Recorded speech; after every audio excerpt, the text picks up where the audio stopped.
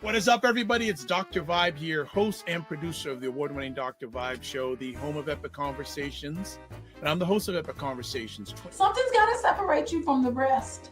So you got to be willing to do whatever. In my experience, black men have struggles like having community with each other. But she represents the mammy stereotype. Now that was epic. I needed that.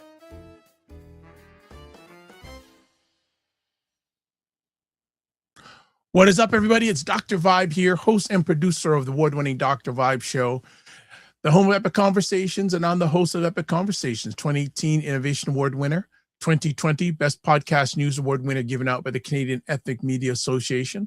I also co-host and co-produce the only online show in the world for dads, fathers, and male caregivers that is sponsored by Dove Men Plus Care. And being part of that movement for the last few years, we've reached out directly and indirectly to over 500,000 dads, fathers, and male caregivers around the world. As always, I like to say you're blessed, highly favored, a magnet for miracles, and a solution for someone's problem. And just some things out of the way. If you are up to it, please subscribe to the Dr. Vibe show on YouTube and hit the notification button. Also, like the Dr. Vibe show on Facebook, LinkedIn, Instagram, Blue Sky, and Substack. If you want to advertise your business, product, or service on any of the platforms that I'm a part of, please feel free to reach out to me, dr.vibe at the drvibeshow.com. And finally, we can't forget our good friend, Dr. Tachi, who runs a great platform called Indie Soup TV. It's a YouTube platform that has over 28,000 subscribers, and that's done in 2.5 years. So that makes that site one of the top 4% YouTube sites in the world on subscription base. Subscription based. Let me get that out. So that is a good thing. We're trying something new. Well, it's, I guess, new slot, but not new conversation piece. For the last little while, a good friend and mentor of mine, Wayne Harris, who's a financial educator, on the morning show we do on Monday and Friday mornings at 9 a.m., we do Financial First Fridays. And the last time we did it, Wayne said, hey, let's switch it up and let's see if we can do something in the evening. So we're doing Financial First Fridays, but we're doing it in the evening on the first Friday of the month. So he is here, Mr. Wayne Harris. How are you, sir? Doing well, doctor. Doing well. How are you? I'm fine. Thank you for asking. Happy Black History Month, African Liberation Month. Have you been partaking in any activities? I was at an activity today, actually, with the Gala King, Ryan Knight. Oh, yes. Yeah, I got your message. What was the event? It was the Black Federation. They were doing an event up near the airport, which is close to me out this side. And they basically had all of us there. They had the land acknowledgement, and they had a bunch of kids there, students that they were trying to kind of give them examples of what the Federation was all about and what the kids could do to get themselves set up on their career and life trajectory. So it was pretty inspirational. Nice. Because of the snow in the morning, we had people coming in from as far as Woodstock, as far east as Whitby, people coming in from Barrie. So we had the snow. So it was a very delayed event because I got there on time because it's only 12 minutes from my house.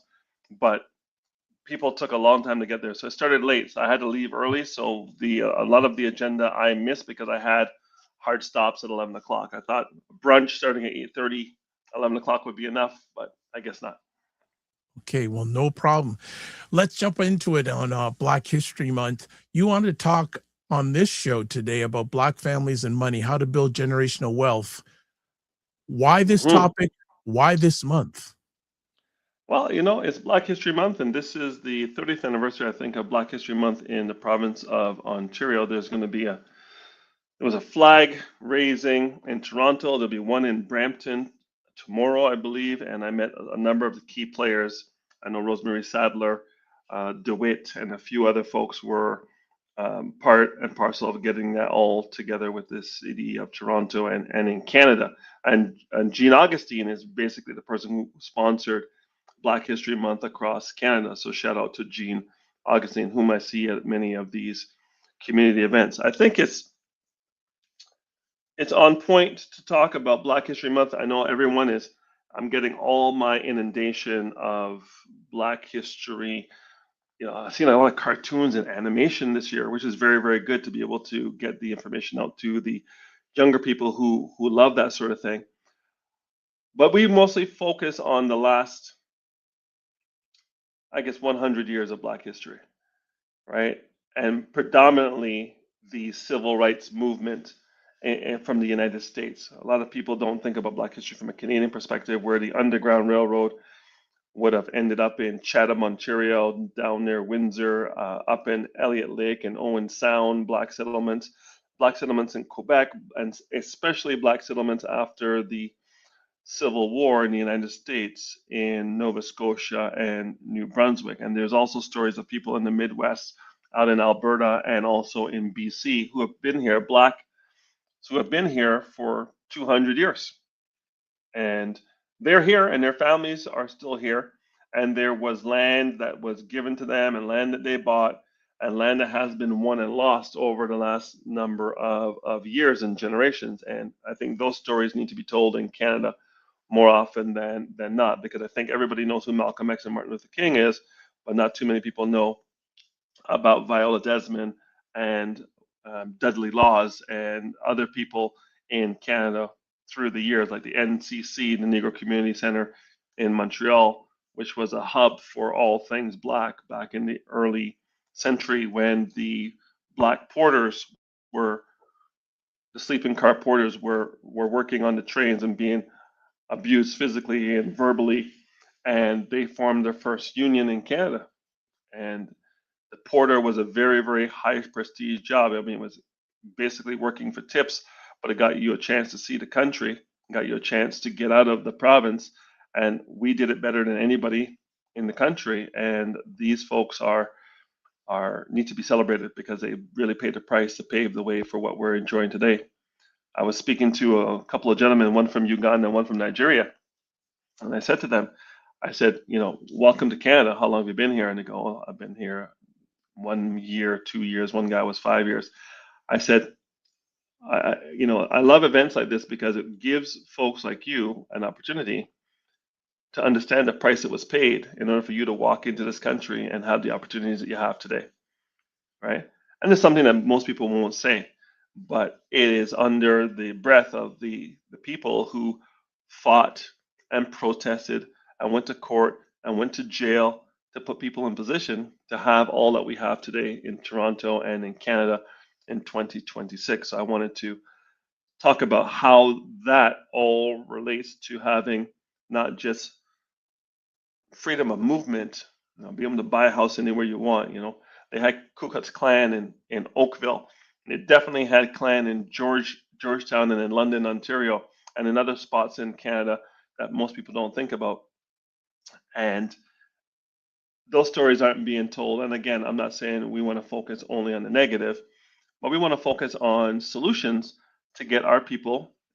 If you're in Toronto in 2026, okay, and you can read, write, and count, you have a high school diploma, okay, the only thing stopping you from being successful, whatever that means for you, might be you. Okay, and that's a powerful statement to make, because is there systematic racism in some of the school systems? Yes. Are some teachers biased? Yes. Are some police biased? Yes. But again, in the grand scheme of things, are you making decisions as a person on a day-to-day basis to put yourself in position to win? Okay, and that's taking personal responsibility for your decisions and your actions. So what I'm going to do is I'm going to kind of put a highlight on some of the decisions people are making from a monetary perspective, and see if some of these things that are holding us back can be adjusted in 2026. I mean, it's only February. We've got 10 and a half months left in the year. What can we do to make those adjustments? Does that make sense? Okay, so let's talk about it. 100%, 100%. All right, the first thing people will say that is facing Black folks in Canada, and again, Black people are not monolithic, right? There's multiple classes of Black folk. There's some people in Toronto and in Canada making over $1 million. There's some people making between $500,000 and $1 million. There are a lot of people making, less than $250,000, and there are many more making between $100,000 and $250,000. And there's also those who are making minimum wage or less. So not monolithically, but there's some things that we have done, either through some things through systematic racism, but other things by making choices where we have an income gap and labor discrimination. So the income gap. When I was working for other people in the infancy of my career, whatever salary they offered me, I took. Is that fair? I would not be negotiating salary when I was straight out of school because I was unsure of my value, and I looked at the company as doing me a favor by hiring me. And that was my attitude in the beginning of my career many, many moons ago. But I can tell you, Dr. Vibe, that once I got some skills, and once I knew I had those skills and the market was telling me I had those skills, I would negotiate my salary. So one of the things that I'm noticing is when I'm talking to people, especially people who are coming from the diaspora, they're not born in Canada or were not raised in Canada. So they didn't go to high school here. They came after the fact. They have that attitude of, thank you very much for the offer. I'm glad to get the Canadian experience. And they go out into the workforce, but they may be taking a 20, 25% hit on their pay because they don't feel they're in position to negotiate. Now, sometimes it's an employer's market. And when it's an employer's market, like right now, it's an employer's market. So there's not a whole lot of negotiation because the employers basically have so much inventory of people at the same level of skill or greater, they can probably get you at a discount. And most people who haven't done their financial planning well enough will say, listen, a bird in the hand is a bit better than two in the bush, so just take the job. But my friend, in the 90s, it was an employee market. There were so many companies looking for so many people. Toronto was hiring. The Toronto Star had pages, thick pages of jobs for people in the 90s when I came down here. It was incredible compared to Montreal, where I was born. There was nothing going on.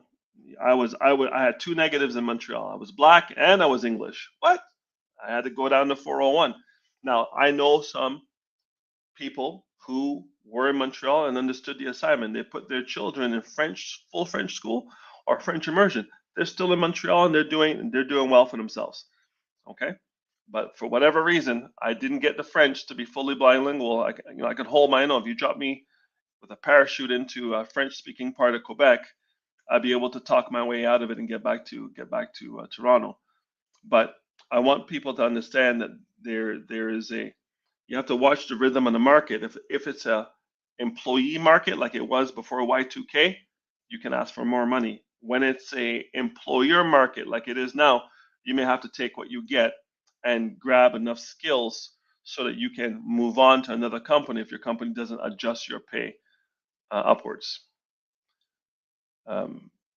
Next thing we're looking at is job insecurity and higher unemployment. So there seems to be higher unemployment in the Black community. And again, this is a monolithic generalization to speak. There's a lot of people at the lower spectrum of skill. And what I mean by that is they're not engineers, they're not doctors, they're not accountants, they're not lawyers. They are not technically trained in IT or coding or whatever is required to demand higher salaries. So if they gravitate towards those lower skilled jobs, the pay is going to be lower. And there seems to be a larger representation of our people in that lower echelon. And again, you can blame it on coming into the country, and the cost of university in Ontario is no joke. If you weren't a PR, you're going to pay foreign student fees. Forget about it. I mean, just as a domestic student, it's expensive in Ontario. As a foreign student, it's incredibly expensive. So then you figure out that your credentials that came from your country, wherever you came from, are not honored in Canada. So you get here and you have you've been running whatever you were running in places all over the world, but you get to Canada and say, sorry, that information and those credentials are not valuable here. You need to requalify, recertify, do an equivalency, whatever you want to call it. But you've got a family to feed. You got to find some place to live, and then all of a sudden you sacrifice yourself on that generation for your children to hopefully do better. I see a lot of that in the Black community. Number 3, housing barriers and lower home ownership.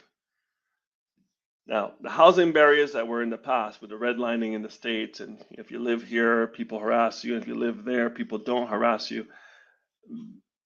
There is no Black community in the GTA, which is shocking to me, to be honest. You can say the Greeks have the Danforth. You can say the Italians have Woodbridge, Little Italy. You can say Chinese have Spadina, Kensington area, as well as Agincourt, as well as Markham for the most part. You can say that the Jewish community lives in and around Bathurst, from the water all the way up to maybe Richmond Hill. You can say that the Punjabi and the Hindus have Malton, Brampton, and Northwest Mississauga. You can say that the Ukrainians have King West in Bloor West Village, and so on and so forth. And then we have these pockets of community. If you go to Don Mills and Eglinton and Don Mills just south of there, there's a heavy Sri Lankan, and in Scarborough now, Malvern especially, a heavy Sri Lankan population in the east end of the city. So they have their populations, and they stay together, and you see the restaurants and the grocery stores and all the things that come from that concentration of commonality. Our concentrations of commonality in the past have been at the bottom of the socioeconomic ladder, in the high high density housing across the GTA. Last I was told, it was about 19 different high risk areas, and we know what these areas are, where these tall buildings with lots and lots of families in a small space in a lower socioeconomic level, and that's where a lot of our people started. You're not supposed to finish there, but you can start there, and they were designed to give people, lower rents and so on. For me, those areas of the city are places where you start, you do 5 years, 10 years, you get your certifications, you get your skills, and then you get out and let somebody else come in and do that, and you move on and you move up. That's happening, but maybe not at the pace that it should be happening. Now with housing today at historic lows in terms of the loss of equity, there are 3 markets in real estate. There's a seller's market, where the seller says, this is my price, take it or leave it, and most people will take it because they want the house. There's a buyer's market, where the seller says, I want my price. The buyer says, no, I'm not giving you that price. I'll give you this, take it or leave it. And the seller will have to do it because they're running out of the ability to stay in the home. And then there's a balanced market, where the buyer and seller can negotiate and say, okay, well, you can have your price if I can close in 30 days. If you give me another $10,000, you can have the washer, the dryer, the this, the that, the other thing, the shed in the back, I won't tear it down, whatever, right? And you start negotiating. A balanced market is a negotiation, buyer and seller, and the price is going to be pretty much around where both of them are going to be happy. Buyer's market, the buyer's going to win, is going to get a nice discount. Seller's market, seller's going to get top dollar. Every part of the city is going between those markets. And most parts, the majority are moving towards balance, towards buyer. So it's balanced to buyer the last year, whereas it was balanced to seller for like 20 years. Okay? And every pocket is different. Realtors will tell you location, location, location. I think it's a fantastic time for people to look at home ownership, because this is a discount that may not last. The Bank of Canada held the interest rates steady in January. Had that interest rate dropped another quarter point or half point, it could have created a frenzy of people going back into the market, buying too much house and being too risky. So by holding the rate where it is, they're basically saying, let the buyers and sellers duke it out. But the amount of houses on the market is down from last year and historically low over the last couple of years because of the economic pressure that we're feeling from the United States. The level of uncertainty in the market today is higher than it's been since Y2K, to be honest, or 2008, the financial crisis. This one, and COVID, this one hits differently because it's completely manufactured. There's nothing going on that should have us on this level of, such a tenuous nature of our economy. But Canada had, 150 plus years to diversify its supply chain, and it decided lazily to focus on its neighbor to the south and has over 80% of what we make going there. And when they close the door, the second place that you can go to has only 4% of your market, which is China. So 80% to the United States and 4% to China. My numbers might be a little off, but that's all your eggs in one basket. That's not a good thing, because when the basket drops like it's dropping now, bad things could happen. So let's look at number 4. Lack of intergenerational wealth. This is a challenge.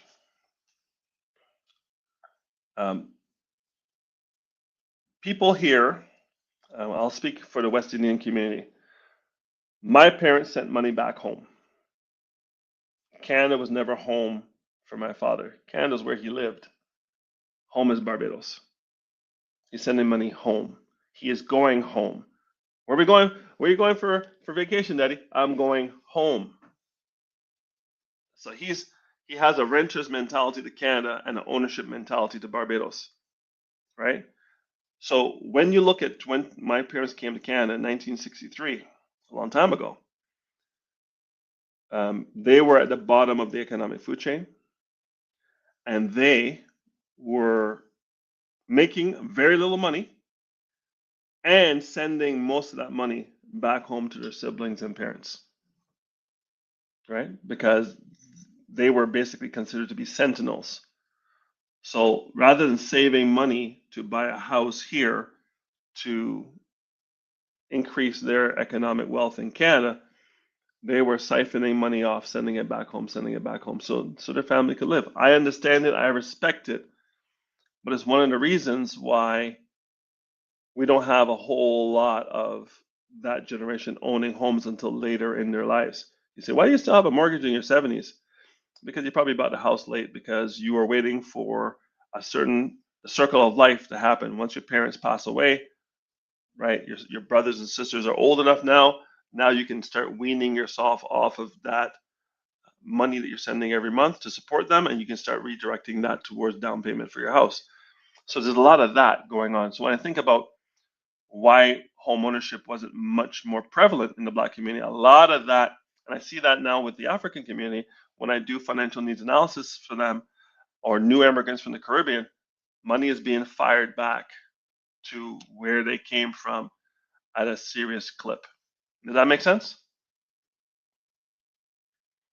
All right. 100%.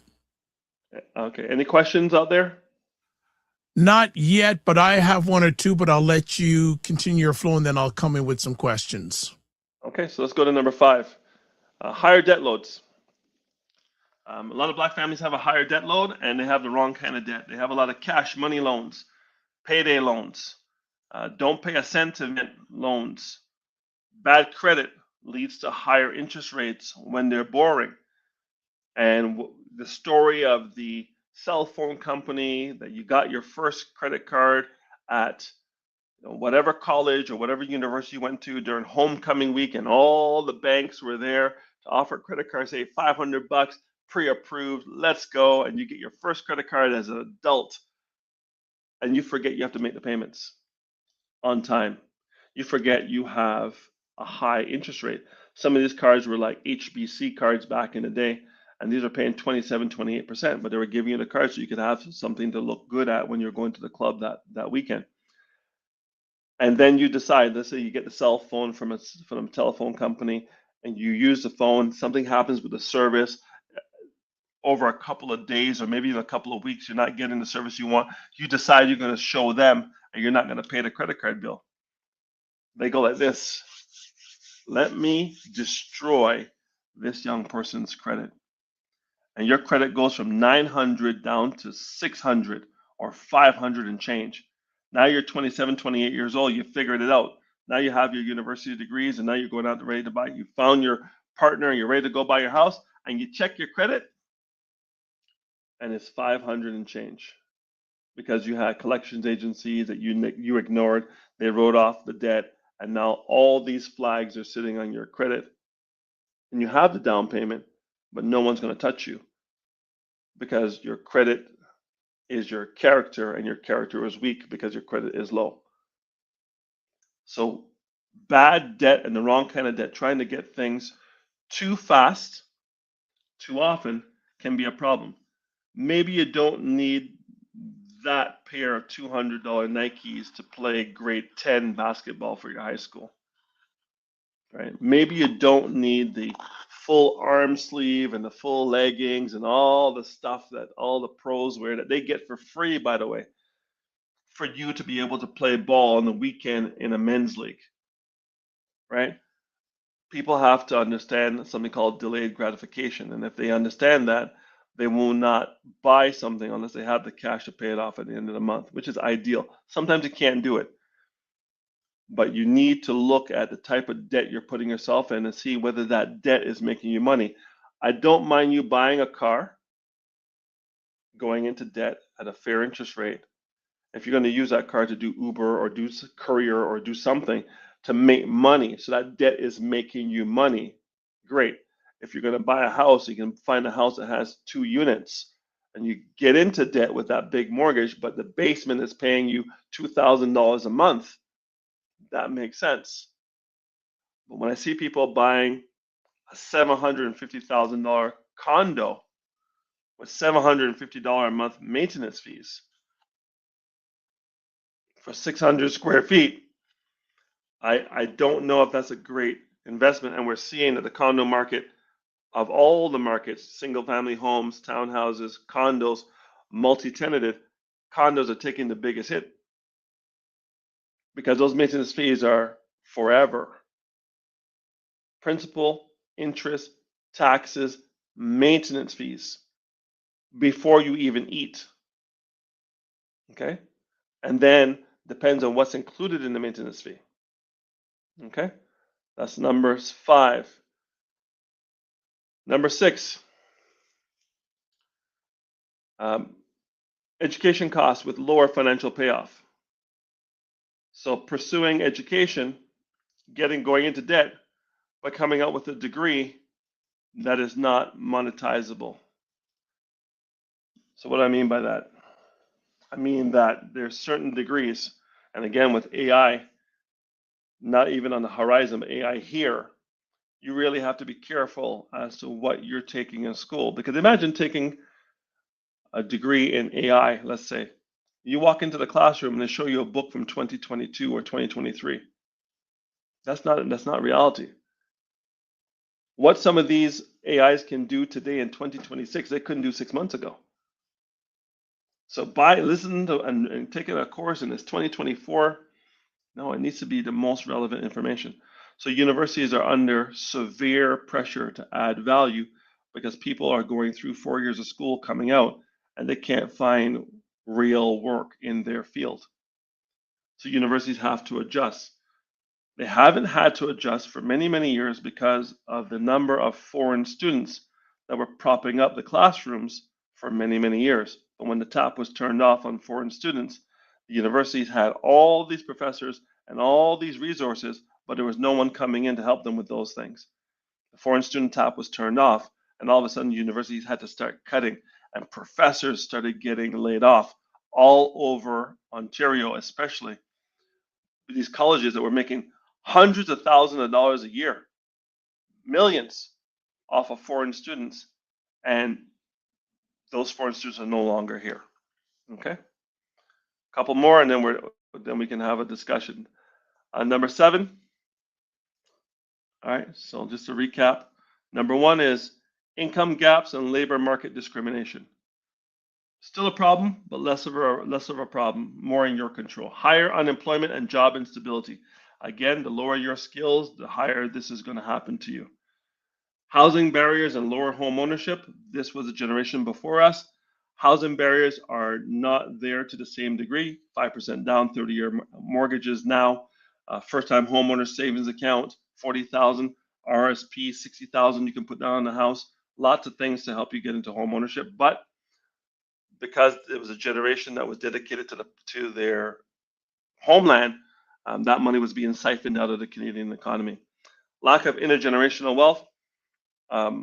If you don't own homes and you don't have jobs that have pensions, and you don't have inheriting property or assets because you're afraid to invest up here in Canada because you're doing your your partner in your meeting, which I understand made sense when it was a less trustworthy banking environment. But today, you have Canadian Depository Insurance Corporation. Your money is insured up to 100 grand. So you're not going to lose your money if the bank has a problem. Higher debt loads and the wrong kind of debt. Education costs with lower financial payoff. And then there's this, geographic concentration in high-cost cities. Listen, it doesn't get more expensive than Toronto and Vancouver. There's not a lot of us in Vancouver. I think simply because the Caribbean is on the east side of the country, and we want to stay in alignment with getting down to wherever we're from within 5 hours. You don't cross the country 5 hours and then go down another 5 hours. You want to be able to get there. So people concentrate where they speak the language of your mother tongue. Jamaicans speak English. Bajans speak English. Trinis speak English, right? Vincy speak English. So being in English-speaking Canada makes sense. Well, where is the most diverse place on the planet? It is Toronto, right? We have over 100 languages within 25 kilometers of the CN Tower. If you're going to come anywhere in Canada and you're going to get yourself a meal from your homeland, chances are we have it in Toronto, which is why everybody wants to live here. And there's jobs here, and there's transportation here when it works if it doesn't snow. Okay? That's a Montreal jab, doctor. It's a Montreal jab. I know. Every time I'm in Montreal, I'm on the transit system, and people ask where I'm from. They say Toronto. I say Toronto. They laugh. Yeah, it's pretty embarrassing. True. Pretty embarrassing. True, Right, but they so open the LRT this weekend. We'll see if it works. Well, it starts tomorrow. It's for free. It's snowed today. We'll see how it goes. So I can't even make it up. It's so funny. All right, so let's look at so geographic concentration in high expensive places. So you tell somebody they got to go to Barrie, or they got to go to North Bay, or they have to go to Sudbury, Thunder Bay. They don't want to do it. Maybe they might do Windsor, they might do London, they might do Bowmanville, but no one's going to Kingston, no one's going to Cornwall, even Ottawa. People don't want to do from Toronto, to be honest. They want to be in the mix, and the mix is the GTA, Montreal, Vancouver, and those are the most expensive places to live in the country. Number 8, financial exclusion and lower access to advice. So when you go to the bank tells you what the bank wants you to know. And the bank only tells you what they offer. If there's something that's available out there the bank doesn't offer, the bank won't tell you about it. It's not in their best interest to do so. So if you go to TD Bank, Dr. Vibe, will TD Bank tell you that RBC has a better deal? Absolutely not. Why, Dr. Vibe? Because banking is a business. They want your business. They don't want to give up your business to their competitor. Correct. So are they checking for you, Dr. Vibe, or they checking for themselves? They're checking for themselves. Bank is a business. All day, all day. All right. So mentorship on finance is something I've been doing now for a little over almost 10 years coming up. And when I tell people, whether they're 15 years old or 51 years old, they are shocked at what's available to them that they didn't know. Just before this call, I was on the line with a lady, and she had will, living will, and power of attorney, which is fantastic. She has a daughter, she has a grandson. They don't have anything in place, right? So she has it in place, and people think that an estate plan is something for old people. An estate plan is for someone who has an estate, and everyone has an estate. An 18-year-old who has $100 in his bank account has an estate because a parent can't come and take that $100 out unless there's a will. Now, I'm not saying 18-year-olds should have wills, but I'm saying if you have an estate of note, and what is of note? More than 10 grand. You have an estate more than 10 grand? Rather than waiting for the system to finally get you the money over 1 or 2 years, put something in place. Okay? That's number 8. Number 9, family remittance and support obligations. We talked about that. This is money going home. Some cousin, some niece, some nephew wants to go to university, and the rich uncle in Canada, because we're all rich, right? We're in Canada, so we must be rich. We have to send that money back home. Otherwise, we get ostracized when we get off that plane when we do get home. So in order, some people did it out of obligation. Some people did it out of, if I don't do this, how do I even look my family in the eye when I go to vacation? I'm staying in their house, sleeping in their bed, eating food around the table with the people I ate food with before I came to Canada. How can I go and do that if I don't give them what they're asking for on a monthly basis? It put severe economic pressure on people up here who were at the bottom of the socioeconomic level, most of them who were doing that. I don't recall seeing a lot of professors and doctors doing that. I see a lot of security guards, a lot of orderlies in hospital, a lot of housekeepers, a lot of maintenance people, a lot of janitors. I saw a lot of those people sending money back home, right? And again, no shade to the elite. Maybe the elite were doing it at a different level, or maybe their families were elite back home and they didn't have to send them any money. Number 10, and finally, systematic racism and chronic financial stress. Um, health is wealth, and when you are under the duress and the gun of finances, you go to bed thinking about money, you wake up thinking about money. Towards the end of the month, you start getting sick and feeling your chest tighten because you know the bills are coming in and you don't make enough. And that's tough on men and women who have their children, watching TV and on their phones, seeing all these things that are available to them and they don't have any of it. I know my father felt that pressure, right? Especially at Christmas and at birthdays. And he was trying to serve two gods, two masters. He's trying to help his blood relatives in a foreign country, so the Canadian dollar would translate to more money for them down there. And he was also trying to service his wife and his kids in Canada. Something had to give, right? And we lost that battle. Okay? As he lost that battle from his father before him, right? So history repeated itself. I can safely say that my cousins who live in Barbados, I have not sent a dime to Barbados. Why? Because my father sacrificed himself for them, and my mother sacrificed herself for her side of the family. You should be good now. You're grown, right? I'm almost 60. They're grown.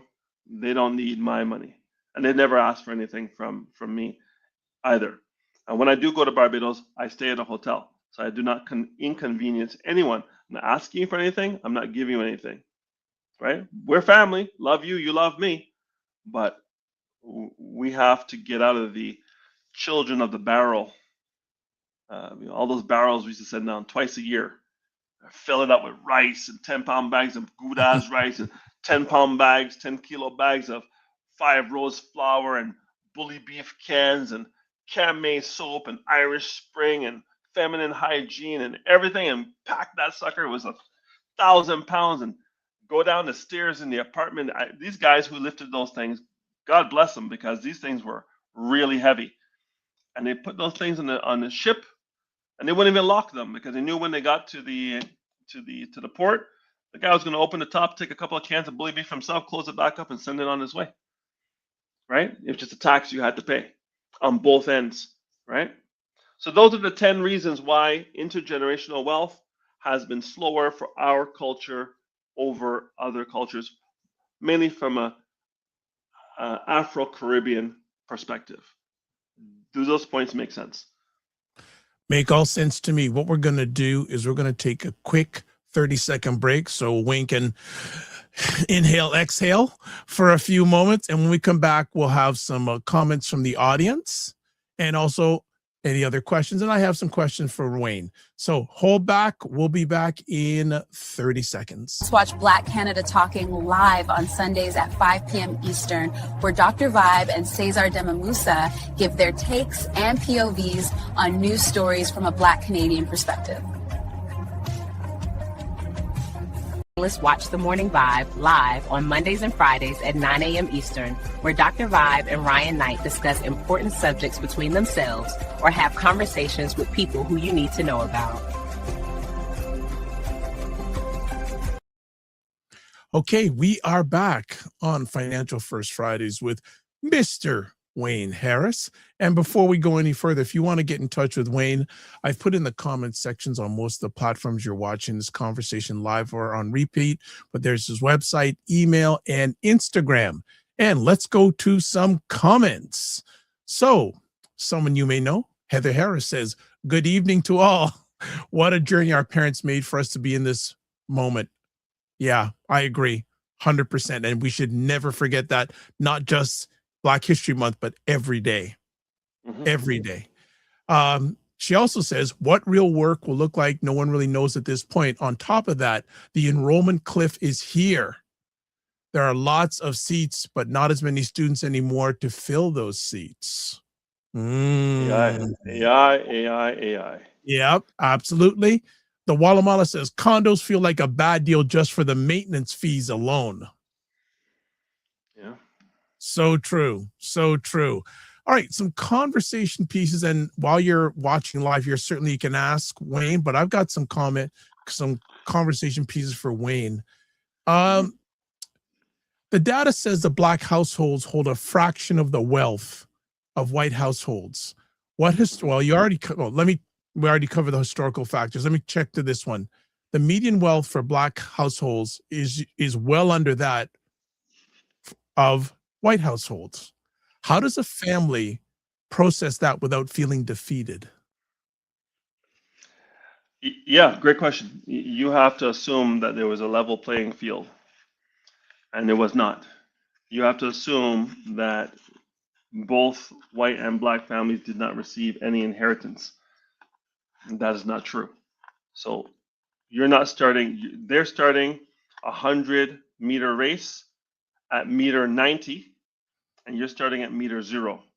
And the gun is shot, and you both start running. And they finished. Oh, okay. And it's not my privilege. It's not my privilege. It's my planning of the generations before me to put me in that position to be at the 90-meter line in a 100-meter race.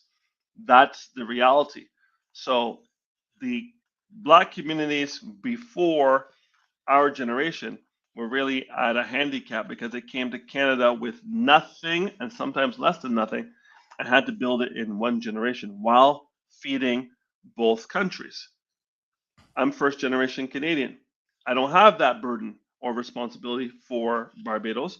Therefore, I could actually build some wealth in this country because I was only focused on my family. Right? So when you get those stats, let's make sure that we're comparing apples to apples. Did they receive any inheritance?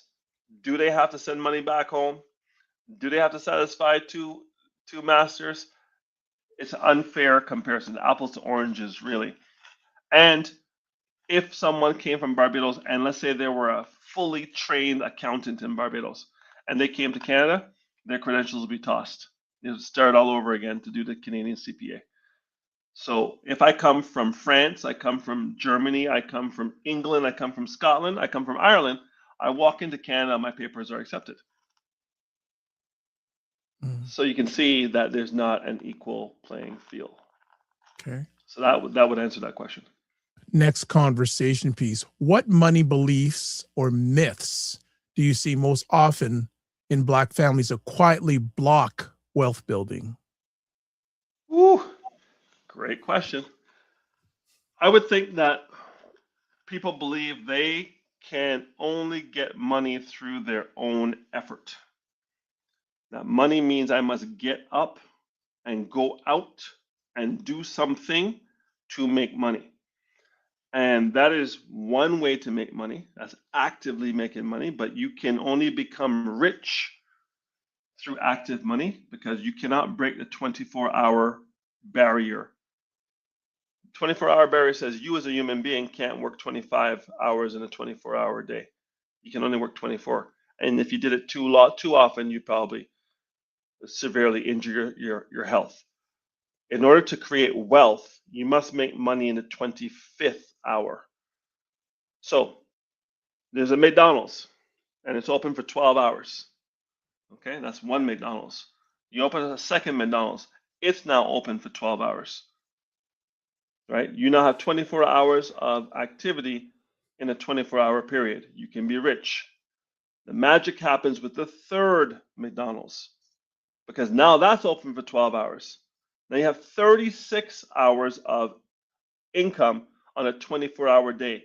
The 24-hour barrier has been broken and now wealth is created. So McDonald's has 28,000 McDonald's. Some of them open 7 by 24. June Kroc, who I believe is still alive, Ray Kroc's wife, he died. I met him in '86.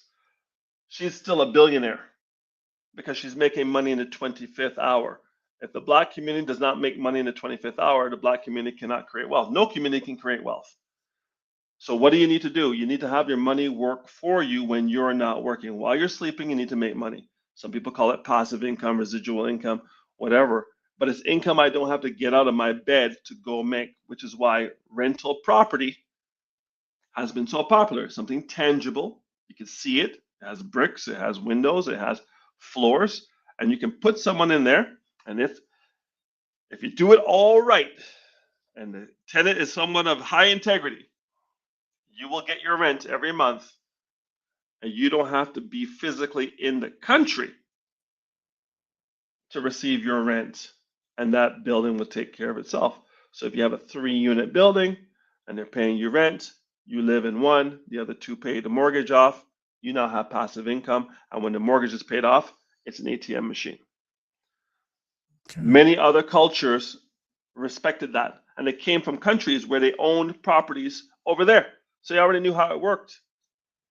But if we had a renter's mentality where we came from, and we were living in our grandmother's house or our grandfather's house, and we weren't paying any rent, we don't understand the upkeep, the maintenance of properties. I don't know if there's a word for that in the Caribbean. They say that there's not a word for that in Africa. So people build stuff, it's bright and shiny, but maintenance and maintaining it, there doesn't seem to be as much energy put towards that. So we need to make money without having to get out of bed. You could have your money compounding, and there are many financial vehicles to do so. So your money's making money for you while you're sleeping, and that's how you can break out of poverty. Okay, good. There's so many. Okay, let's talk about this. Research shows a lot of Black wealth is tied up in home equity, but home ownership is still harder to access. How can families realistically move toward owning a home? Yeah, home ownership is actually not as hard as it used to be. Back in the day, you had to have 25% down, minimum 20. Now you can put 5% down. So it's actually easier today. Today we have the first time, in Canada, for the Canadian viewers, we have the first time homeowner savings account invented by the Trudeau government in 2023, and you can put $8,000 into this vehicle. It will reduce your taxable income, and you can take the money out of it after 5 years, a maximum of $40,000, and put it as a down payment on a house. That didn't exist back in the day. The other vehicle is the RRSP, Registered Retirement Savings Plan, which again, if you put money into it, it will reduce your taxable income. You're getting a bigger tax break, but you can also take the money out of that up to $60,000. Now it was 25 for many years, 35 for a few years. Now it's $60,000. So now you can put $100,000 down with just those two vehicles alone. And if you have a partner who's done the same thing, then you have $200,000 to put down. And now you're in a buyer's market. That means all properties are discounted. And interest rates are about today 4%. Might be a good time to do it. But not only do it, rather than doing it by yourself, do it collectively with people you trust. Get a contract so you have your business partner agreement. And 3 or 4 of you with $100,000 go and buy something. And now decide what you want to do. The other thing is you do not have to buy the house where you live. You can buy the house in Nova Scotia. You can buy the house in New Brunswick. You can buy the house in Manitoba. You can buy a house anywhere other than where you live. We live in the second most expensive place in Canada, Greater Toronto area.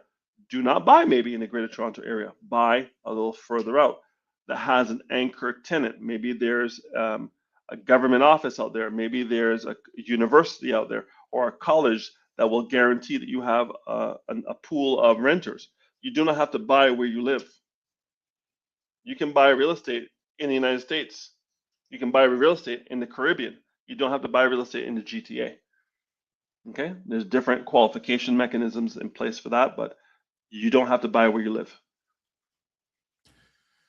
I'll have you tackle this one. Many of us grew up never hearing the words like estate plan or trust. For a Black family, what does a basic legacy plan look like? Basic legacy plan consists of 4 things. 1, it's one of the only areas left that the government of Canada and the government of the United States does not tax when it's triggered, and that's life insurance. The government, for hundreds of years, has not taxed the proceeds from a life insurance policy. It is one of the ultimate ways, one of the lowest cost ways, depending on how it's structured, to get access to generational wealth without having to pay any tax.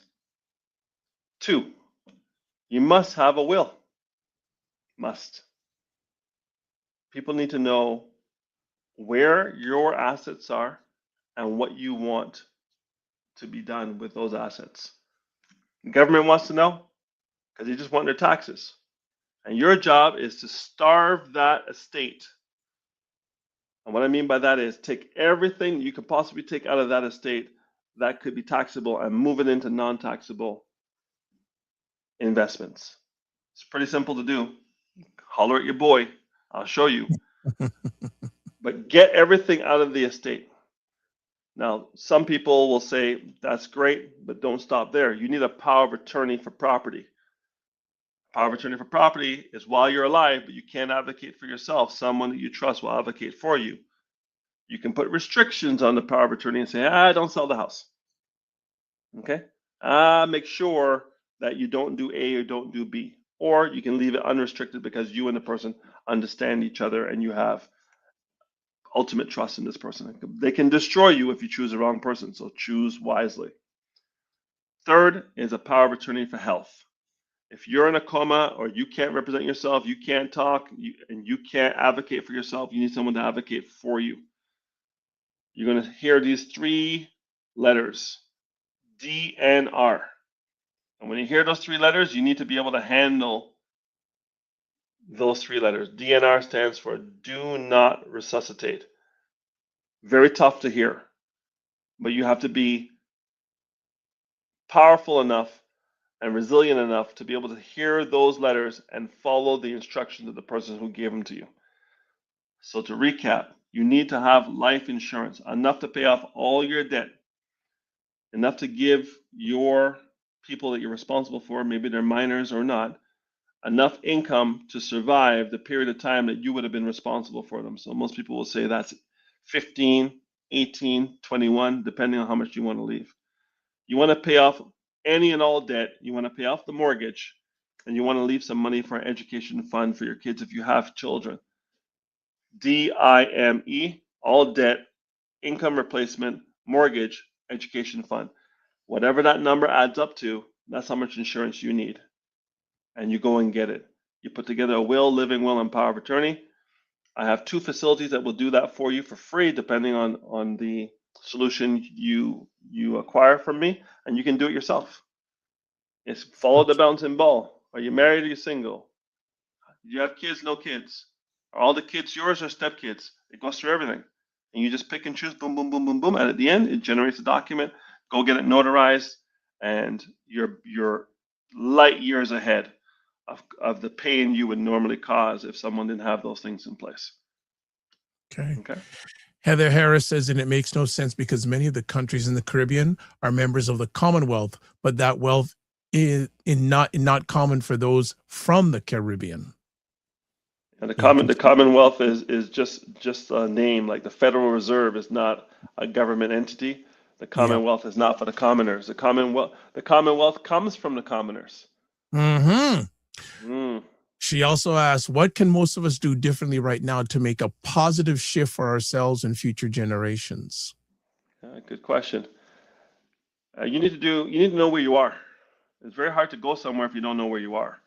So some of you have a map of Jamaica, and you've come to Toronto, and you're trying to find Kingston. Right? The map is legitimate. The territory does not fit the map. So people have a mindset of the Caribbean, a mindset of Africa. They come to Toronto and they bring that mindset here. You need to have a Toronto mindset or Calgary mindset or whatever. What I mean by that, you need to know all the vehicles available to you to maximize your wealth and minimize your exposure to inflation and taxes. That's the secret. Maximize your wealth, minimize your taxes, and what inflation will cause to reduce your wealth. That's it. So we do a financial needs analysis, and we look at your cash flow. What's coming in, what's going out? How much tax are you paying? Are you paying too much? We'll talk about that. 2, what's your debt look like? What kind of debt is it? How much is it? What's the interest rate? How much are you paying on it? Minimum payments? You know, you can look at your statement to see that it could take you over 100 years at minimum payment to pay off your debt. It has it on the statement. Take a look.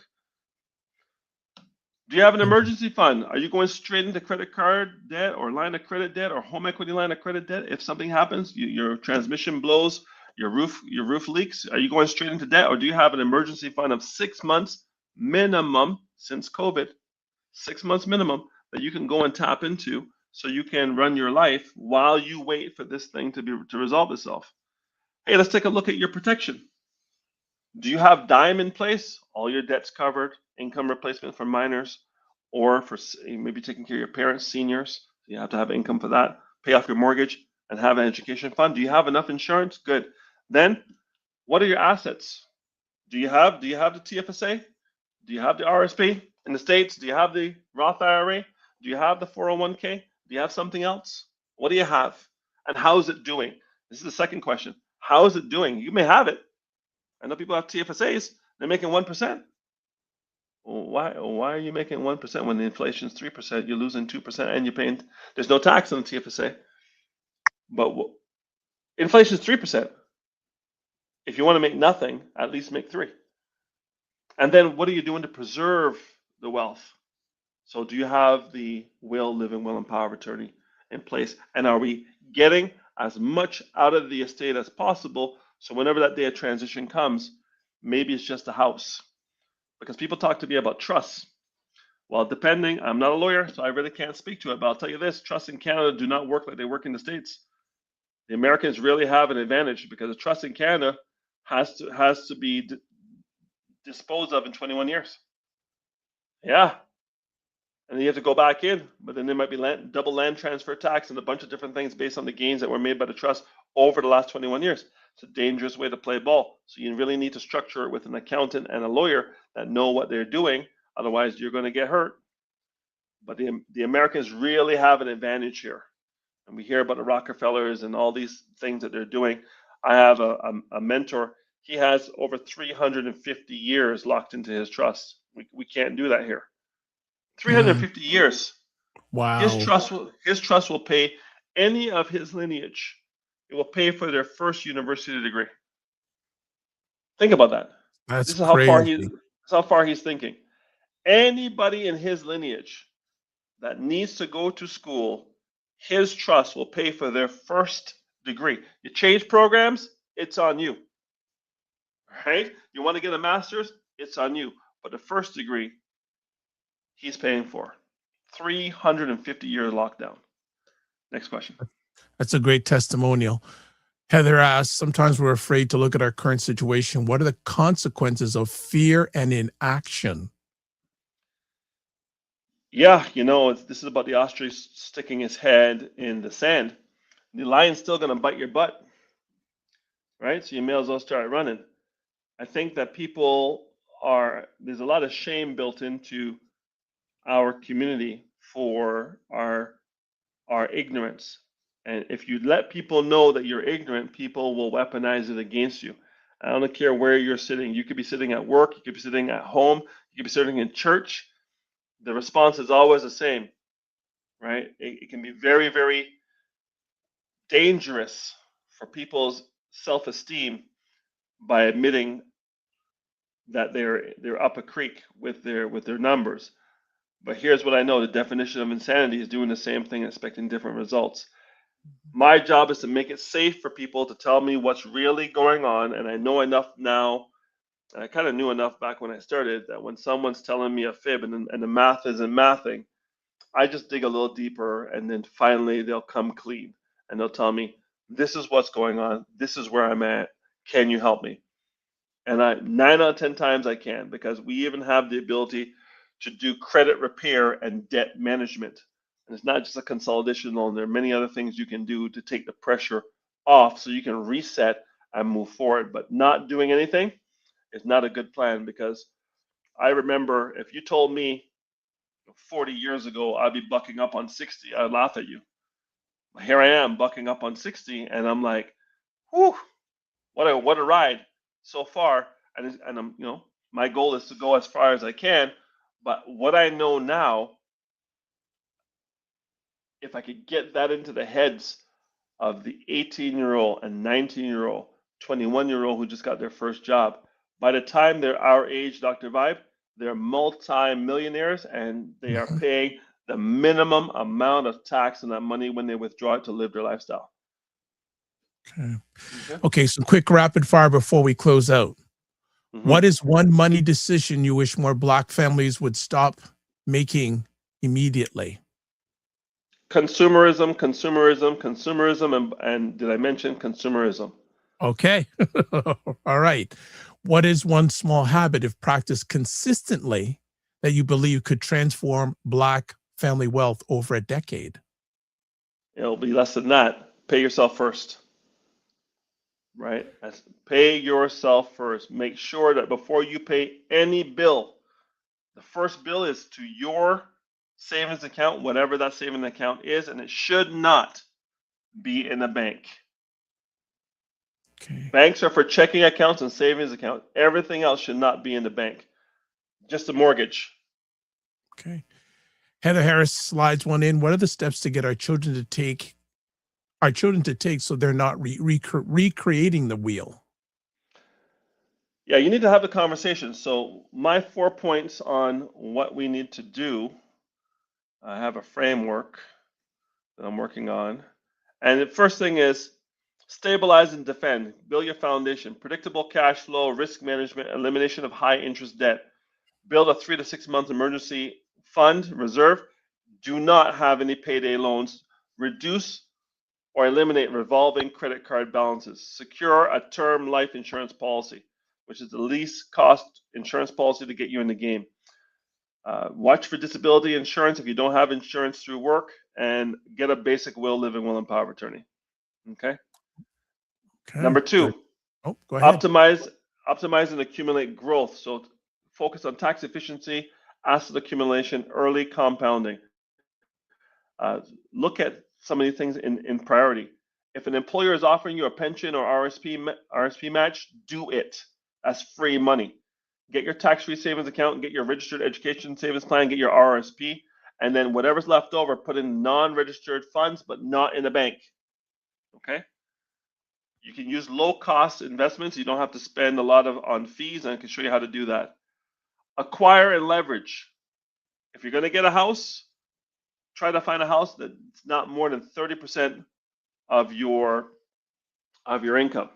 So that means people are buying houses for $1 million and you're making like $100,000 a year. That's 10x. No, maximum 3x, maybe 4. You make 100 grand, you can afford a $400,000 house. You have 2 people making 100 grand, you can afford an $800,000 house. But if you got a $400,000 house, one person could lose their job, you can keep the house. So do not buy too much house. Stage 3. And stage 4 is preserve and transfer the legacy. So this is updated will, living will, and power of attorney. Make sure your beneficiaries are who you want it to be, not who you used to be with, not who you used to be married to, who you're with that you want the money to go to. Make sure they get it. Trusts, again, for more complex situations, multiple properties, multiple families, stepchildren, this and that, half brothers, half siblings, all that. You want to put that in place. And then you want to have a conversation with your kids. There should be a family meeting once a month, once a quarter, once a year, where father, mother, and kids sit around and say, this is what we have, this is what we're doing, this is where it is, this is what you're getting, and this is why. But if we could just get Black people to do that, we would say, because people say, oh, no. You think I'm going to tell you what I have for you so you can kill me? And these are true comments. It's true. These are true comments. It's true. It's true. Right? But that generation is going to the next realm. We're now top of the food chain. So as we're top of the food chain, it's incumbent on us. I say, hey, the will is in this drawer, in this safe, and here's a combination. Here's what I want you to do: my Facebook account, my Google account, my IG account, my LinkedIn. Here are all the passwords for all that stuff. It's all sitting in here. All right? Tell them where everything is so people aren't scrambling. The physical things you want to give to people, if you want to give them while you're alive, do so. Do so. You have Granny's chain that you want to give to your daughter, give it to her while you're alive. Right? Don't wait till the end job. Say, listen, the car is going to go. If this car is still working when I'm gone, this car goes to Bobby. Everybody was in the room. They heard it's going to Bobby. No one should have a problem with it. And if you codify it in the will that the car is going to Bobby, no one can contest it. They can try, but everybody heard it and everybody saw it in writing. So I think that there's no shame in your game. And I think people have a lot of shame as is associated with this whole process of understanding finances. What do you know? What don't you know? And then what do you do? And then what should you be doing? It's 2 different things. What do you know? What don't you know? And now you know, what are you doing? And what should you be doing? And once I go through that with them, they get it. And they feel relieved. I see the sense of relief on their face, saying, you know what? I was behind the 8 ball and I would have been there if not for you. And I love that feeling. It is amazing to know that I'm doing the right things in the right way with the right tools for everyone that comes in my realm. Okay. Okay. 2 more quick ones. I don't want to keep you too much longer. If every viewer tonight did one homework assignment you give them, what should it be? A financial needs analysis with your boy, where we see where you're at. And if you decide you don't want to do business with me because you don't like my yellow glasses tonight, and who's that guy wearing yellow glasses? If you don't want to do business with me, you can take that financial needs analysis, give it to any financial advisor, and they will know where you're at. But you need to know where you are to figure out where you're going. Your financial compass needs to be calibrated or recalibrated. Some of you don't even know you have a compass. So let's have that conversation to see where you're at today, where you want to go, and how I can get you there, or somebody other than me if you don't want to work with me. And then finally, 10 years from now, what would you love to see change in the story of Black families and money? Whew, man, I would love to know that their financial house is in order. That Granny has a will, living will, and power of attorney. Grandpa has a will, living will, and power of attorney. That money's going to transfer tax-free to the parents. The parents have all that in place, and that money's going to transfer to the next generation. I'm looking for people to have their financial house in order. If they can have their house in order, less money goes to the tax man. Listen, everybody's out here tipping the tax man. Hey, tax man, you want a tip? You know what a tip is? Paying taxes at the end of the year. That's a tip. You're giving the taxman a tip. Some people have given the taxman so many tips, the taxman has 2 Lamborghinis. If you think about your lifetime, and how much taxes you paid, you probably gave the taxman 2 Lamborghinis, right? And you can't even drive them. And he's not even thanking you for them. But every year he comes in for you to give him more gas and pay for his maintenance on the Lamborghinis you keep buying him. Because you refuse to learn what you need to know to reduce. I want the tax man taking the Eglinton Crosstown. I don't want him in a Lamborghini. I want the tax man to be walking. Okay? Walking. Good analogy. I might offer him a bottle of water, but I want you to, 10 years from now, you should be so familiar with what's available to you and all the levers you can pull to reduce your taxable footprint upon your transition and to transfer the maximum amount of money to people you want the money to go to, with nobody having an opinion of it other than you in your will. That's where I want to see the Black community. I want to see estate plans and tax mitigation strategies. Tax evasion's illegal, Dr. Vibe, but tax avoidance is your God-given right. Avoid, avoid, avoid. All right. Well, we went a little bit past the top of the hour. Thank you for giving a little bit of extra time. No worries. No problem. If you want to get a hold of Wayne, it's there on the screen. It's also in the comment sections on most of the platforms you're watching this live on the replay. Just as we shut it down, subscribe to the Dr. Vibe Show on YouTube, hit the notification button. Also, follow the Dr. Vibe Show on Facebook, LinkedIn, Instagram, Blue Sky, and Substack. If you want to advertise your business, product, or service on any of the platforms I'm on, holler at this boy, DR, period, VIBE at the DRVIBESHOW.com. And you want to get in touch with me also, too, you can get a hold of me at toplink.cc/the DRVIBESHOW.com. And you can watch replays of this epic conversation on the Dr. Vibe Show on YouTube, Facebook, LinkedIn, and the Dr. Vibe Show website. So as always, this is how we close it down. I think there's, you're getting a clap here. So informative. Thank you both, Wayne and Dr. Vibe from Heather Harris. Thank you so much. Thank you, sis. As always, live your life as a dream. If you can dream it, you can make it. Sometimes you have to get small to get stronger. Block assumptions. Aim bigger, aim better, aim higher, aim wider. Love, faith, and respect. Don't just manage your time, manage your energy. Remember to give yourself grace. And if you're not making money, make history. Try to do both. Not just in Black History Month, by the way. And always make it better. God bless. Peace well. Keep the faith. While good. And we'll catch you soon.